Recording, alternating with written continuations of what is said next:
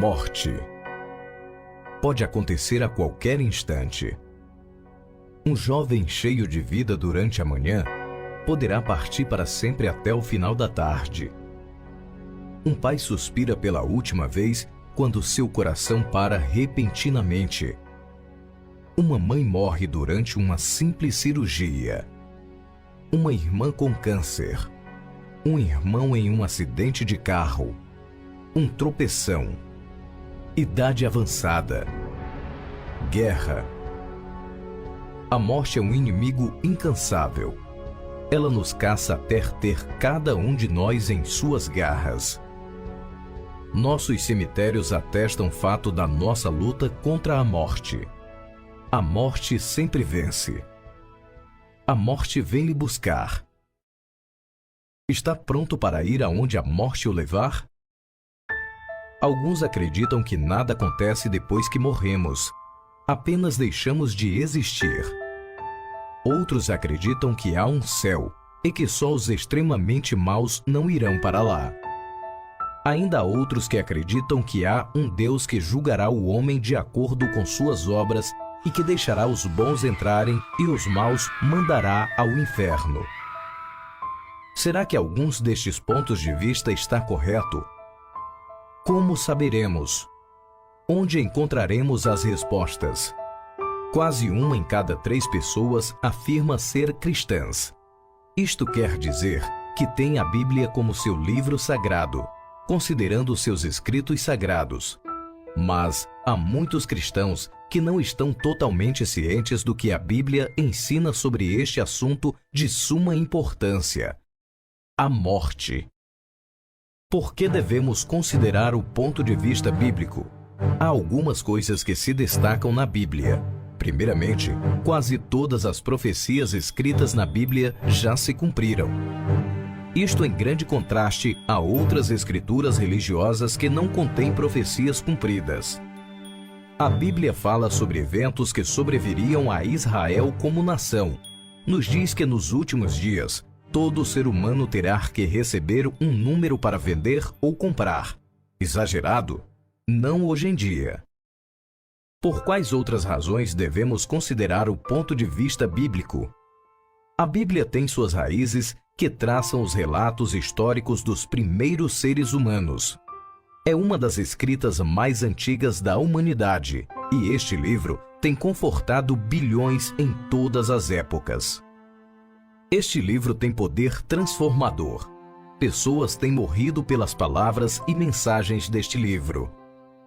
Finalmente, e de mais importância, cremos neste livro quando ele afirma ser as próprias palavras de Deus. Então, o que é que a Bíblia diz sobre a morte? Será que tem alguma resposta sobre este assunto escuro e misterioso que lança uma sombra sobre todos os homens? Sim. Um dos temas principais das Escrituras é a morte. Encontramos a morte desde os primeiros capítulos de Gênesis até os capítulos finais de Apocalipse. A Bíblia tem tanto notícias boas quanto más sobre ela. Vamos considerar primeiramente as más. A Bíblia diz que a morte não é natural. Deus não criou o ser humano para morrer. A morte é uma maldição sobre o homem por causa de sua rebelião contra Deus. Deus deu o mundo ao homem em um estado perfeito, mas o homem se rebelou contra Deus. Se tomássemos os 10 mandamentos como um esboço básico do padrão divino de justiça, rapidamente descobriríamos que todos nós somos culpados de transgredirmos quase todos estes mandamentos. Há proibições sobre roubo e assassinato, mas também sobre a mentira, desonra aos pais, fazer ídolos, adultério e a falta de adoração a um único Deus verdadeiro. Há muitos que acreditam que há pecados grandes e pequenos e que desde que não tenham matado alguém, é provável que vão ao céu. Infelizmente, não é isso que a Bíblia nos ensina. Ezequiel 18:20. A alma que pecar, essa morrerá. Porque o salário do pecado é a morte. A má notícia sobre a morte é que ela é resultado do pecado, mas fica mais complicado ainda.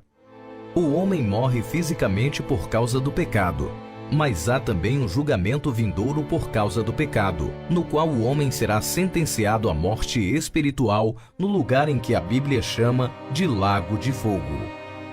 Mas, quanto aos tímidos, e aos incrédulos, e aos abomináveis, e aos homicidas, e aos que se prostituem, e aos feiticeiros, e aos idólatras, e a todos os mentirosos, a sua parte será no lago que arde com fogo e enxofre, o que é a segunda morte.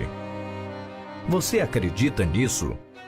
A morte que vemos ao nosso redor não é o fim, mas certamente afirma o fato que Deus está sério sobre o que diz. Deus tem prometido tormento eterno para pecadores. Baseado no que temos visto até aqui, você acredita que é um pecador? Ao invés de dar-se a si mesmo o benefício da dúvida, por que não perguntar a si mesmo se pode estar correndo o risco do julgamento vindouro de Deus? Somente quando duvidar de si mesmo e buscar uma solução para a sua condição pecaminosa, entenderá esta próxima parte. E este é o assunto desta apresentação: o significado da palavra evangelho. A palavra evangelho no grego quer dizer boas novas, e tendo já considerado o assunto da morte, precisamos muito de boas novas. As boas novas são que Deus ama o homem. Ele ama tanto os homens, mulheres e crianças, que Ele mesmo tomou a penalidade de nossos pecados. Ele enviou seu Filho Jesus Cristo ao mundo. Você e eu somos pecadores, mas Jesus nunca pecou. Até seus inimigos não conseguiram achar nele alguma culpa, pois era perfeito. Sua morte não era merecida. Era um sacrifício substitutivo. Ele morreu em seu lugar. Ele morreu a morte que nós deveríamos ter morrido. O homem acredita naturalmente em sacrifícios substitutivos. Até nos lugares menos civilizados, encontramos homens oferecendo o sangue de animais para satisfazer seus deuses. Acreditam que algo ou alguém pode morrer em seu lugar. Mas as boas notícias se tornam ainda melhores. Jesus morreu, foi sepultado por 3 dias e ressuscitou. Após sua ressurreição, foi visto por muitas pessoas que testemunharam o fato que ele estava vivo após a morte.